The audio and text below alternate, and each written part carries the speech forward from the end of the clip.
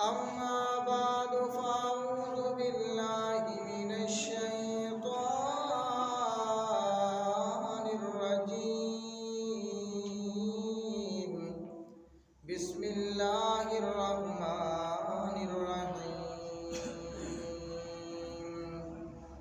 واعلموا أنما أموالكم وأولادكم فتنة. وقال النبي صلى الله عليه وسلم: الفاطمة بضعة مني، أو كما قال عليه الصلاة والسلام.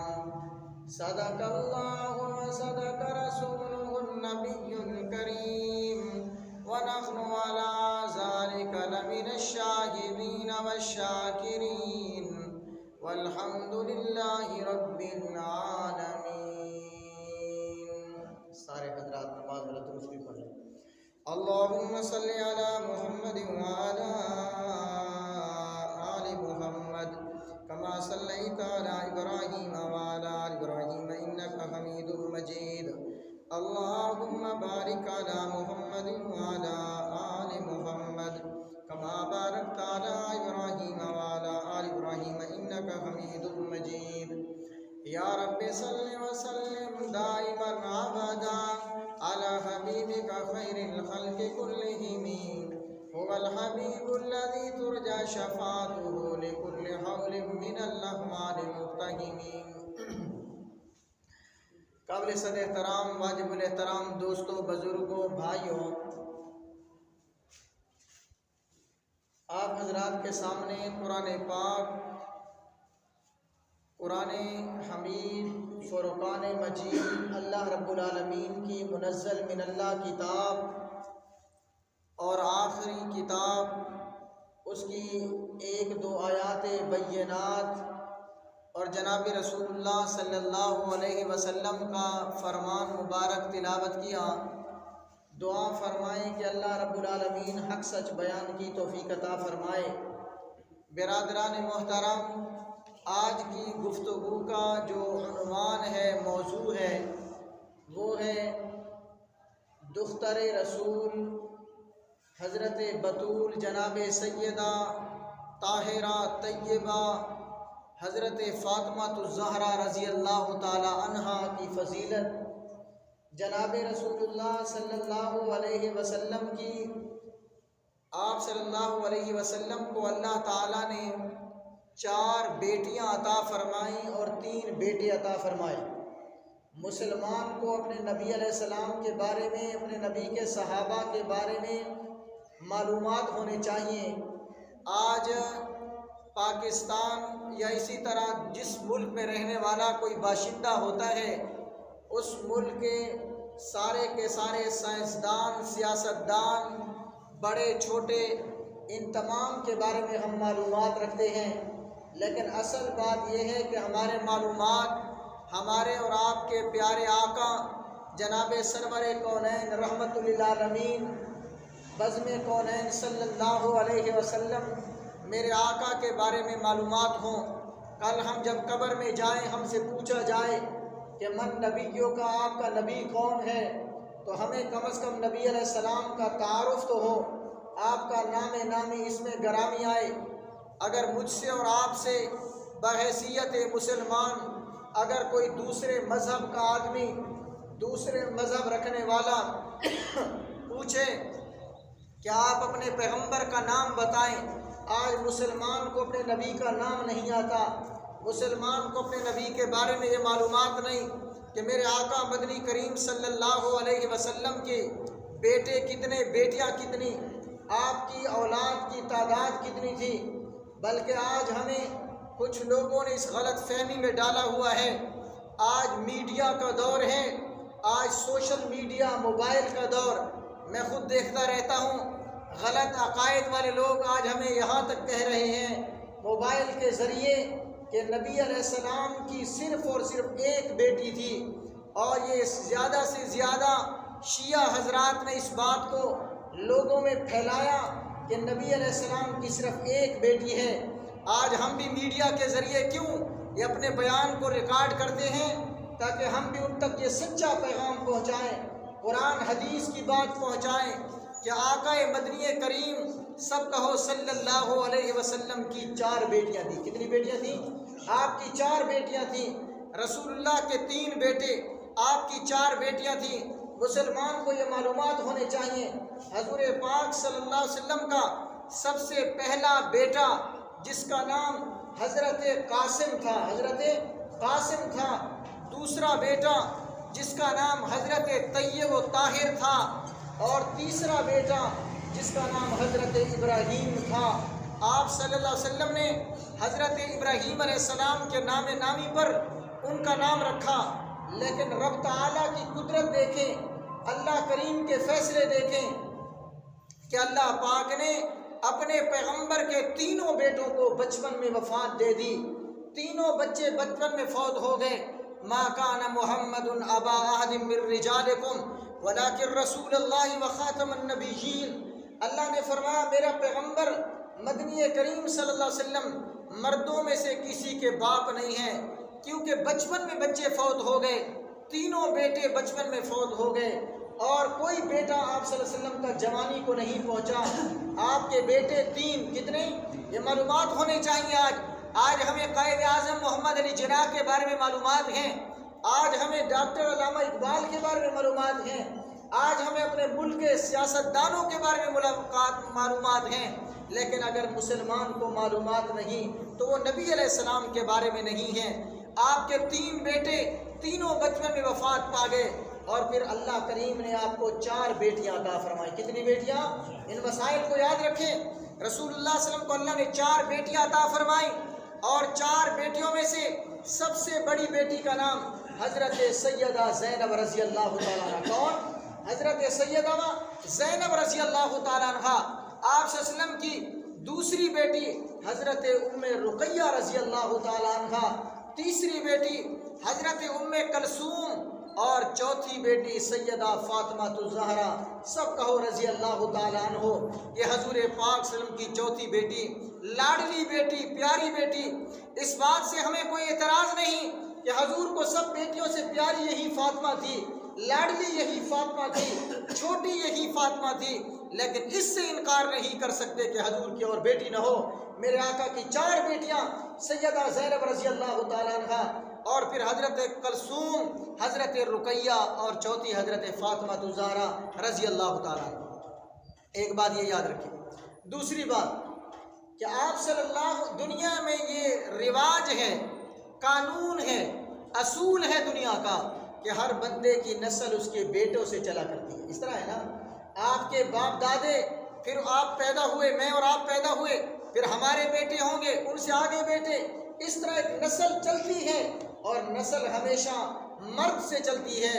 لیکن پوری دنیا میں صرف اور صرف جناب رسول اللہ صلی اللہ علیہ وسلم کی ذات عالی ہے، میرے نبی کی ذات مقدس ہے، کہ جن کی نسل اپنی بیٹی سے چلی ہے۔ ان کی نسل، اس بات کو یاد رکھیں، تمام کائنات کی نسل کس سے چلتی ہے؟ بیٹوں سے چلتی ہے، لیکن میرے آقا کی نسل بیٹی سے چلی۔ کیوں؟ میں آپ کو پہلے عرض کر چکا، بیٹے تو بچپن میں فوت ہو گئے تھے، اور بیٹی سے نسل چلی۔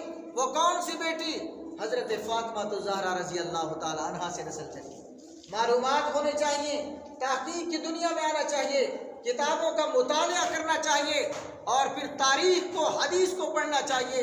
نبی علیہ السلام کی سب سے پہلی بیٹی حضرت زینب رضی اللہ تعالیٰ عنہ کو اللہ پاک نے صرف 1 بیٹا اور 1 بیٹی عطا فرمائی۔ حضرت زینب رضی اللہ تعالیٰ عنہ کا بیٹا جس کا نام حضرت علی بن عاص تھا، بیٹی کا نام حضرت امامہ بن العاص تھا، یہ دونوں بچپن میں فوت ہو گئے۔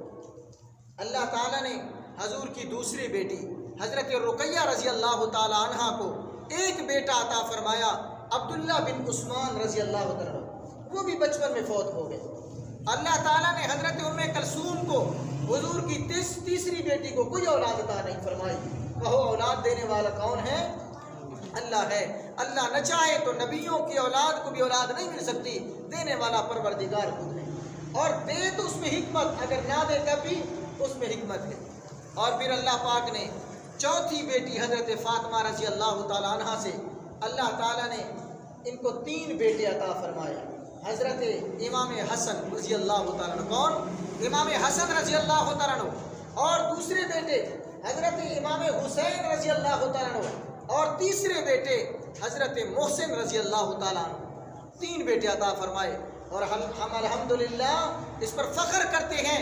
ہمیں صحابہ سے بھی محبت ہے، نبی کے خاندان سے محبت ہے، اہل بیت سے بھی محبت ہے.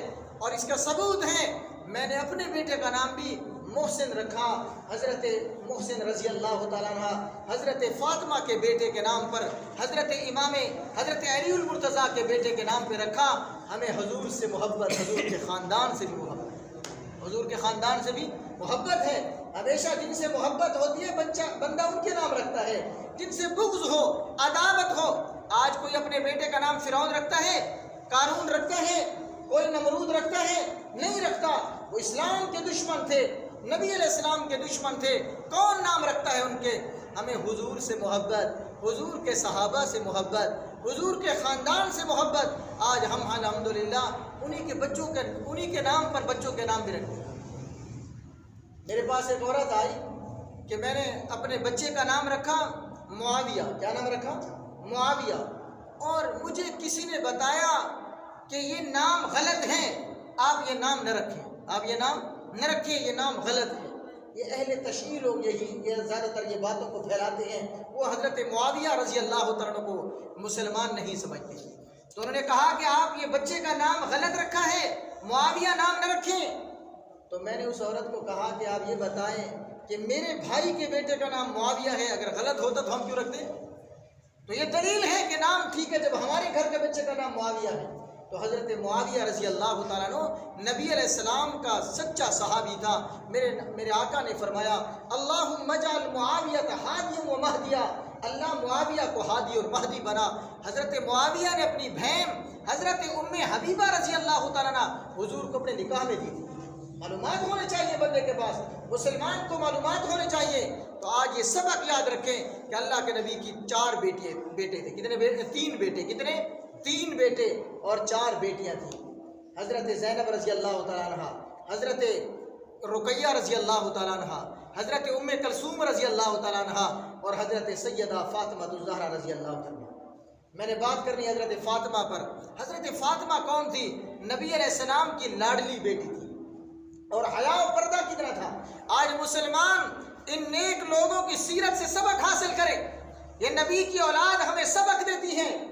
سیدہ فاطمہ الزہرا رضی اللہ تعالیٰ عنہ حضور پاک صلی اللہ علیہ وسلم کے پاس گئیں. یا رسول اللہ صلی اللہ علیہ وسلم، میری حالت یہ ہے، غربت کا عالم یہ ہے، گھر کے کام کر کر کے میرے ہاتھوں پہ گڈھے پڑ گئے، کمر جھک گئی، پانی لاد لاد کر.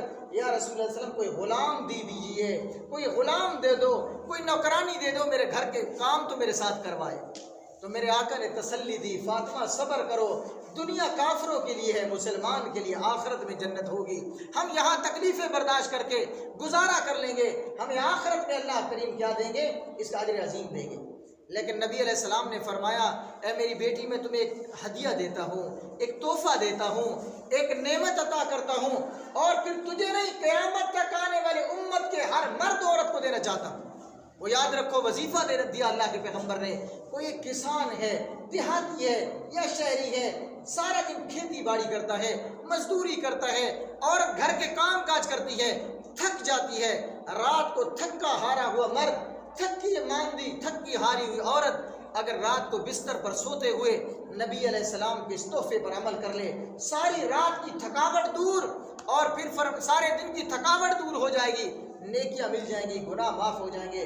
حضور نے فرمایا میری بیٹی جب رات کو سویا کرو، جب رات کو سویا کرو تو سوتے وقت کیا کرو؟ 33 مرتبہ پڑھو سبحان اللہ. کیا پڑھنا ہے؟ 33 مرتبہ سبحان اللہ. سب پڑھ لیں سبحان اللہ. 33 مرتبہ الحمدللہ اور 34 مرتبہ اللہ اکبر. ایک تسبیح مکمل کر کے پڑھ لو، اللہ سارے دن کی تکلیفیں دور فرما دیں گے. تو انشاءاللہ اس پر عمل کریں گے نا. یہ جمعے کا بیان کیوں ہوتا ہے؟ تاکہ آپ لوگ کچھ آئیں یہاں پر کچھ حاصل کریں. آج ہمیں ماڈرن لوگ یہ کہتے ہیں یہ ملا تو لوگوں کا ٹائم ضائع کرتے ہیں. بھائی کیا سارا دن چوکوں پر بیٹھنا یہ ٹائم ضائع نہیں؟ کیا یہ سارا دن میچ کھیلنا جس پر جوا ہوتا ہے، حرام ہوتا ہے، کیا یہ گناہ نہیں ہے؟ یہ ناجائز نہیں؟ ایک بات یاد رکھنا، ہماری فطرت میں یہ بات ہے کہ ہم نے کبھی بھی ناجائز کام پہ چپ نہیں کی۔ میں کئی سالوں سے صبر کر رہا ہوں، ان نوجوانوں پر جمعے کا خطبہ شروع ہوتا ہے اور یہ میچ بند نہیں کرتے، نماز شروع ہوتی ہے میچ بند نہیں کرتے۔ ہم نے ڈرنا ہے تو صرف اللہ رب العالمین سے۔ اس بات پر آپ ہماری تائید کریں گے کہ نہیں کریں گے؟ انشاءاللہ آپ تائید کریں گے کہ جمعے کا جب خطبہ ہو ان نوجوانوں کو کھیل بند کرنی چاہیے کہ نہیں کرنی چاہیے؟ ہاتھ بلند کر کے میرا ساتھ دیں، اس پر ساتھ دیں میرا، اور اللہ کے رسول کو گواہ بنائیں کہ جمعے کا خطبہ ہو اور پھر پیچھے کھیل شروع ہو اور جمعے کی کھیل شروع ہو۔ لعنت ہے اس کھیل پر کہ یہاں جمعے کا خطبہ شروع ہو اور مسجد کے ساتھ پورے آوازیں آ رہی ہوں۔ ایک دن میں نماز میں بھول رہا تھا، یہاں لوگ ایک دوسرے کو ماں بہن کی گالیاں دے رہے تھے جس وقت ہم یہاں نماز پڑھ رہے ہیں۔ کیا یہ مسلمان کی شان ہے؟ آج ہم مسلمان کہتے ہیں ہمارے اوپر اللہ کی رحمت نہیں آتی، آج مسلمان کہتے ہیں کہ ہمارے اوپر اللہ کا عذاب ہوتا ہے۔ عذاب نہ آئے تو کیا ہے؟ رسول اللہ صلی اللہ علیہ وسلم کا زمانہ تھا، بخاری شریف کی حدیث ہے، میں قرآن و حدیث سے بات کرتا ہوں، اتھینٹک اور مضبوط بات کرتا ہوں، دلائل کی بنیاد پر بات کرتا ہوں، انشاءاللہ کسی کی جرت نہیں کہ میری دلیل کا کوئی جواب دے سکے۔ بخاری شریف کی حدیث ہے، جناب رسول اللہ صلی اللہ علیہ وسلم خطبہ جمعہ دے رہے ہیں۔ کیا پڑھا رہے ہیں؟ جمعہ پڑھا رہے ہیں، صحابہ کرام بیٹھے ہیں، خطبہ دے رہے ہیں۔ مدینے میں غربت کا عالم تھا، قحط تھی، لوگوں کے پاس غلہ نہیں تھا، اسی دوران اللہ کے نبی خطبہ دے رہے ہیں، توجہ کرنا بڑی قیمتی بات، خطبہ دے رہے اللہ کے پیغمبر، اور ادھر سے تاجروں نے آواز لگائی مدینے والوں جلدی آؤ غلہ خریدو۔ تو نئے مسلمان تھے، صحابہ بھاگ پڑے، صحابہ نے خطبہ چھوڑ دیا، بھاگ پڑے، لیکن بیچاروں کی مجبوری تھی، یہ کھیل مجبوری نہیں ہے، وہ مجبوری تھی۔ بچے بھوکے تھے، بچے کیا تھے؟ فاقے تھے، ترس رہے تھے، مجبوری کا عالم تھا، فاقہ تھا، گھر میں چھوٹے چھوٹے بچے بھوک سے بلبلا رہے تھے، مجبوری کی وجہ سے صحابہ نکل پڑے، چند صحابہ باقی رہ گئے، باقی صحابہ چلے گئے۔ تو اللہ کریم کو فرمائے یہاں زمین پر رسول اللہ کو غصہ آیا، حدیث کے الفاظ ہیں فتغیر وجہ رسول اللہ صلی اللہ علیہ وسلم، حضور کا چہرہ انور غصے سے لال پیلا ہو گیا۔ ادھر حضور کو غصہ آیا، آسمانوں پہ رب ذوالجلال کو غصہ آ گیا، اور اللہ نے فوراً جبرائیل کو بھیجا، اے میرے پیغمبر جبرائیل جاؤ، ابھی میرا محبوب ممبر سے نہ اترے، قرآن پہلے لے جاؤ، اور پھر ان صحابہ کو بلا کر بتا دو۔ کیا بتاؤ؟ یا ایھا الذین آمنوا اذا نودی للصلاۃ من یوم الجمعہ فاسعوا الی ذکر اللہ وذروا البیع فاذا قضیت الصلاۃ فانتشروا فی الارض وابتغوا من فضل اللہ واذکروا اللہ کثیرا لعلکم تفلحون۔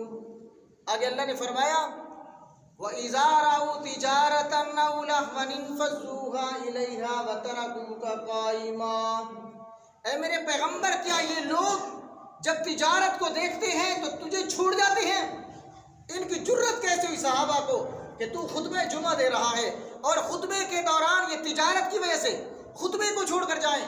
اللہ نے فرمایا وَتَرَكُوكَ قَائِمًا، میرے محبوب تجھے اکیلا چھوڑ کر چلے گئے، 12 صحابہ، صرف بچے پرانے صحابہ۔ اللہ نے فرمایا اگر ایک نہ بیٹھا ہوتا تو میں عذاب نازل کر دیتا۔ میرے پیغمبر، یہ تیری وجہ ہے، تیرے تقدس کی وجہ سے، تیرے نبوت کی وجہ سے، تیری رحمت کی وجہ سے، تیرے شان کریمی کی وجہ سے میں نے اپنا عذاب نازل نہیں کیا۔ محبوب تیری وجہ ہے۔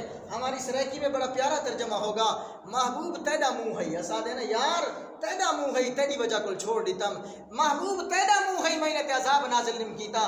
یعنی اردو میں کیا کہیں گے؟ میرے محبوب تیری وجہ سے میں نے تیری عزت رکھ لی، ان پر عذاب نازل نہیں کیا، ورنہ میں ان کو تباہ و برباد کر دیتا۔ اور پھر فرمایا ان کو کہہ دو واللہ خیر الرازقین، اللہ بہتر روزی دینے والا ہے۔ تم خطبہ جمعہ سن لیتے، تمہیں رزق مل جاتا، تمہیں رزق۔ تو اس لیے میں آپ کو ایک مرتبہ پھر کہنا چاہتا ہوں، آپ ان لوگوں کو سمجھائیں، ہماری فطرت ہے، ہم نے ہمیشہ حق کی خاطر آواز بلند کی، لوگوں سے ہمیشہ دین کی خاطر اس بات پر نہ کبھی جھکے ہیں، نہ کبھی بکے ہیں، نہ کسی کے سامنے سر تسلیم خم کیا ہے، اور ہم اس بات پر ہمیشہ اس بات کی ہماری عادت ہے کہ اللہ اور اللہ کے رسول کی سچی بات کو ڈنکے کی چوٹ پر کہیں۔ اللہ اور اللہ کے رسول کی بات کو کوئی ناراض ہوتا ہے تو ہو جائے، اگر دنیا خفا ہوتی ہے تو ہو جائے، ہمیں اس سے کوئی پرواہ نہیں، ہمیں یہ پرواہ ہے کہ اللہ راضی ہو جائے۔ کون راضی ہو جائے؟ اللہ راضی ہو جائے۔ تو میں ایک مرتبہ پھر کہنا چاہتا ہوں، میری آواز ان نوجوانوں تک جا رہی ہے کہ دوران خطبہ اور نماز کے دوران اگر دوبارہ اسی طرح کھیل جاری رہی تو پھر میں متفق کا طور پر ایک فتویٰ لکھوں گا اور پورے علماء سے ان کے خلاف دستخط کراؤں گا، اور شاید ان پر میں ایسا فتویٰ لگاؤں کہ پھر کوئی، اور انشاءاللہ اس فتوے پر صرف علماء دیوبند نہیں، بریلوی علماء بھی متفق ہوں گے، اہل حدیث بھی متفق ہوں گے، ارشاد التوحید والے بھی متفق ہوں گے، تمام علماء متفق ہوں گے۔ خطبہ جمعہ کے دوران تم میچ کھیلتے ہو، اور پھر جمعے کا، اور یہ بھی یاد رکھو نوجوان طبقہ، آج کل چونکہ میں ان تمام حالات سے واقف ہوتا ہوں، ہمارا مزاج ہے مولوی کو صرف مسجد تک محدود نہیں رہنا چاہیے، مولوی کو زمانے کے حالات کا مطالعہ کرنا چاہیے، تاکہ اس کے مطابق پھر لوگوں کو بریفنگ دی جائے، لوگوں کو بتایا جائے، لوگوں کو سمجھایا جائے۔ آج ہر جگہ سوشل میڈیا پر آپ دیکھیں بس یہ میچ لگائے جا رہے ہیں۔ کھیل شریعت میں گناہ نہیں ہے، شریعت میں مسئلے کو سمجھو، کھیل شریعت میں گناہ نہیں ہے، لیکن کھیل پر پیسے لگانا جوا ہے، اور جوا حرام ہے۔ جوا کیا ہے؟ اچھا مجھے آپ بتائیں، اللہ کے رسول کی بات سچی ہے میری اور آپ کی؟ کس کی بات سچی ہے؟ اللہ کے رسول کی بات سچی ہے۔ میرا ایمان ہے زمین و آسمان کا نظام بدل سکتا ہے، میرے آقا محمد مصطفیٰ صلی اللہ علیہ وسلم کی زبان اقدس سے نکلا ہوا جملہ تبدیل نہیں ہو سکتا۔ نبی نے بھی فرمایا جوا حرام، میرے اللہ نے فرمایا جوا حرام ہے۔ تو یہ تمام جو لوگ جوے کی مجلس میں جاتے ہیں، کھیلتے ہیں، دیکھنا بھی حرام، کھیلنا بھی حرام، ان کی جو ہے فیور کرنا بھی حرام، اور ان کے ساتھ تعاون کرنا بھی حرام ہے۔ کھیل اسلام میں جائز ہے، لیکن جوے کی بنیاد پر جائز ہے، جوے کی بنیاد پر جائز نہیں ہے۔ تو اللہ تعالیٰ مجھے اور آپ کو انہی الفاظ پر عمل کی توفیق عطا فرمائے۔ وآخر دعوانا الحمدللہ رب العالمین۔